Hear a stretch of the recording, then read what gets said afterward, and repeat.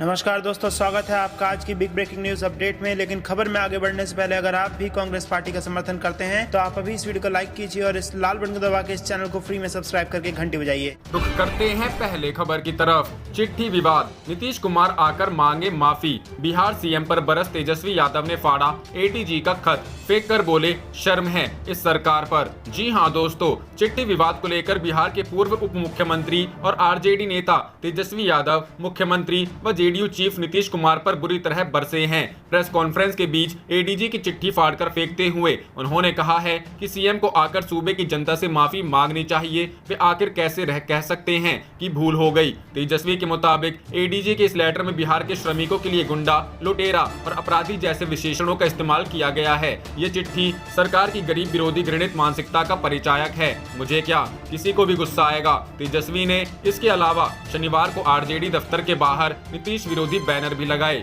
उनके मुताबिक भाजपा के अधीन काम कर रहे नीतीश कुमार द्वारा बिहार के श्रम वीरों के संबंध में गृह विभाग से एक चिट्ठी जारी कराई, जिसमें श्रमिक भाइयों के बारे में बेहद अपमानजनक और अशोभनीय टिप्पणियां हैं। इस चिट्ठी में श्रमिकों को चोर, लुटेरा, गुंडा और अपराधी कहा गया है। बकौल तेजस्वी, नकारा और निकम्मी बिहार सरकार की गरीबों के प्रति नफरती सोच को उजागर करने के लिए इस चिट्ठी के होर्डिंग्स को शनिवार को हमने पटना में लगाया। सभी न्यायप्रिय साथियों से आह्वान करता हूं कि श्रमिकों का अपमान करने वाली इस निर्दयी सरकार की गरीबों के प्रति घृणित सोच को गांव-गांव तक उजागर करें। दरअसल बिहार में कुछ समय बाद विधानसभा चुनाव होने हैं। तेजस्वी ने इलेक्शन से एंड पहले बिहार पुलिस विभाग के एडीजी अमित कुमार के खत को मुद्दा बनाकर सूबे में जेडीयू बीजेपी की गठबंधन सरकार को घेरा है। इस खत में कोरोना वायरस संकट और लॉकडाउन के दौरान देश के विभिन्न हिस्सों से लाखों की संख्या में बिहार लौटे प्रवासी मजदूरों की वजह से राज्य में अपराध बढ़ने की आशंका जताई गई थी।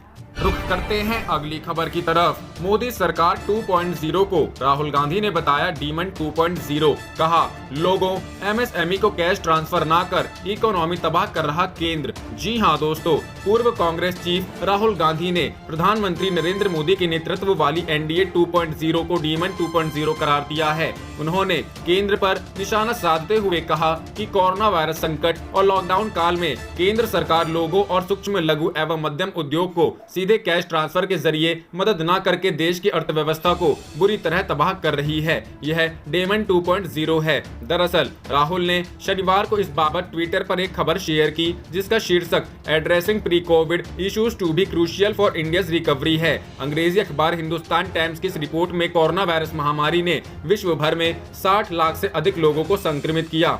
कोरोना संक्रमण से जो संकट पनपा, उसकी वजह से दुनिया भर के देशों की अर्थव्यवस्था अस्त व्यस्त हो गई। आगे खबर में यह भी सवाल उठाया गया कि आखिर इस महामारी का भारत पर क्या असर होगा। रिजर्व बैंक ऑफ इंडिया के अनुमान के हवाले से आशंका जताई गई कि मौजूदा वित्त वर्ष में देश की इकोनॉमी दब या गिर जाएगी।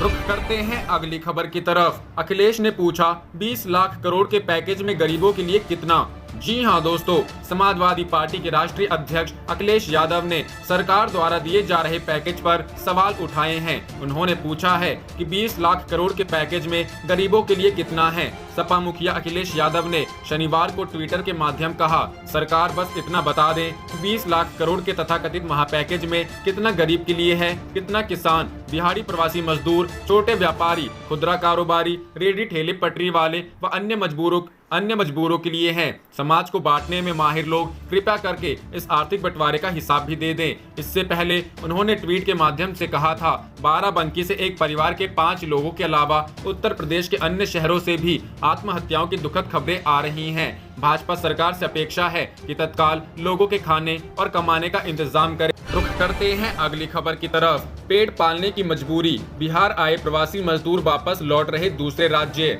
जी हां दोस्तों, लॉकडाउन के दौरान लाखों की संख्या में बिहार लौटे प्रवासी मजदूरों को दोबारा से अन्य राज्यों में पलायन शुरू हो चुका है।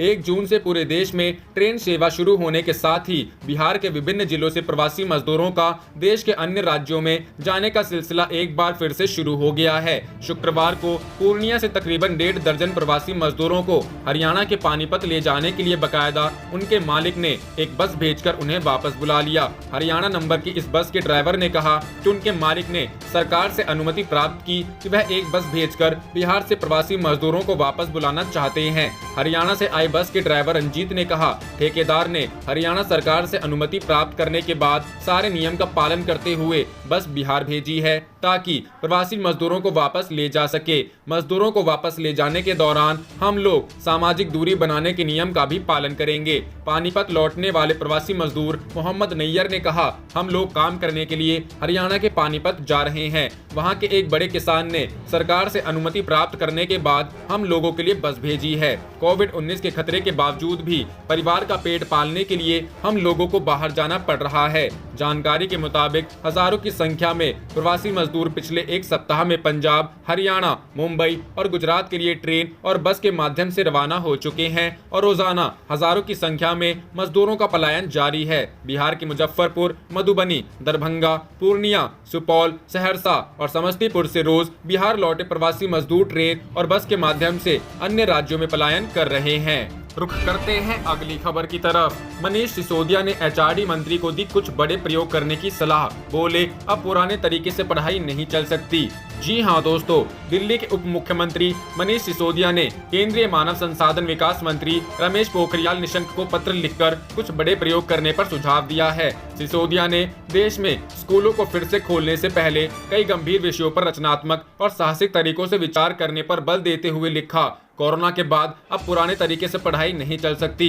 अब शिक्षा में बड़े बदलाव की जरूरत है। ऐसे बदलाव के लिए हम खुद आगे बढ़कर पहल करें, ना कि विदेशों में कोई नई चीज होने का इंतजार करें और फिर उसकी नकल करें। मनीष सिसोदिया ने अपने पत्र में कहा, दिल्ली के मुख्यमंत्री अरविंद केजरीवाल ने कुछ समय पहले कहा था कि हमें कोरोना के साथ जीने की आदत डालनी होगी। ऐसे में स्कूल को उचित सुरक्षा उपायों के साथ खोलना ही बेहतर कदम होगा। सिसोदिया ने लिखा है कि सबसे पहले हमें हर बच्चे को भरोसा दिलाना होगा कि वह हमारे लिए महत्वपूर्ण है। अपने स्कूल के भौतिक और बौद्धिक परिवेश पर सबका समान अधिकार है। केवल ऑनलाइन क्लास से शिक्षा आगे नहीं बढ़ सकती। केवल बड़े बच्चों को स्कूल बुलाना और छोटे बच्चों को अभी घर में ही रखने से भी शिक्षा को आगे बढ़ाना असंभव होगा। पत्र के अनुसार ऑनलाइन शिक्षा को स्कूल में सीखने की प्रक्रिया की एक पूरक व्यवस्था के तौर पर देखा जाना चाहिए, यह उसका विकल्प नहीं हो सकती। स्कूलों को खोलने के लिए जो भी दिशा निर्देश जारी हो उसमें हर उम्र, हर वर्ग के बच्चों को बराबर अवसर देना होगा। यह ध्यान रखा जाए कि हमारा अगला कदम बड़े बच्चों को छोटे बच्चों के ऊपर प्राथमिकता देने के पूर्वाग्रहों पर आधारित ना हो। सिसोदिया ने लिखा कि आईसीएमआर द्वारा किए गए कोविड-19 संबंधी अध्ययनों में यह सामने आया है कि कोरोना वायरस का असर 9 साल से कम आयु वर्ग के बच्चों पर सबसे कम रहा है। सिसोदिया ने सुझाव दिया है कि हमें सिलेबस को थोड़ा कम करते हुए स्कूली शिक्षा को आगे जारी रखने पर जोर देने के बजाय अब ऐसी व्यवस्था बनानी चाहिए कि हम साल दर साल सिलेबस पूरा किए जाने की अवधारणा से ही ऊपर उठ जाएं। पत्र में सिसोदिया ने सेकेंडरी, सीनियर सेकेंडरी ग्रेड की शिक्षा व्यवस्था में बदलाव के ठोस सुझाव दिए हैं। उन्होंने लिखा है कि एनसीईआरटी और सीबीएसई को यह निर्देश दिए जाएं कि स्टूडेंट्स को सिलेबस आधारित रिटर्न परीक्षा के चंगुल से मुक्त कराएं। रुख करते हैं अगली खबर की तरफ। राज्यसभा चुनाव से पहले गुजरात में राजनीतिक खींचतान, कांग्रेस ने 65 विधायकों को रिसोर्ट भेजा। जी हां दोस्तों, गुजरात में राज्यसभा चुनाव से पहले राजनीतिक घमासान शुरू हो गया है। अब तक वहां कांग्रेस के 8 विधायक इस्तीफा दे चुके हैं। ऐसे में बाकी विधायकों को बचाने के लिए कांग्रेस ने उन्हें रिसोर्ट में भेज दिया है। राज्यसभा की 18 सीटों के लिए 19 जून को मतदान होगा। इनमें गुजरात की 4 सीट भी शामिल है।